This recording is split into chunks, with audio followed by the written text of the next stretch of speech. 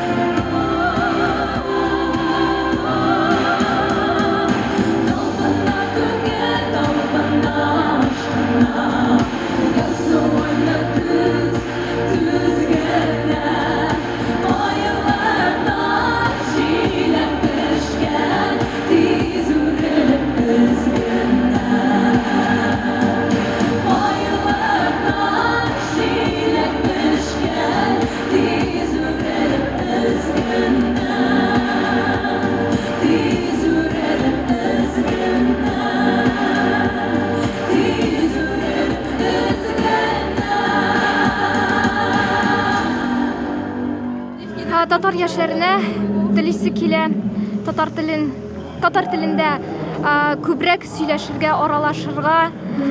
Чөнки мин әлбәттә аңлыйм, Мәскәү ул урыс мөхитендә урнашкан, ләкин алай да монда татар диаспора нык көчле һәм ул күп, Аллага шөкер, һәм біз үзара татар телендә генә сөйләшергә тиешбез.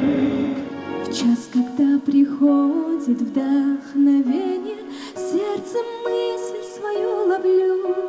Этот мир прекрасный я люблю.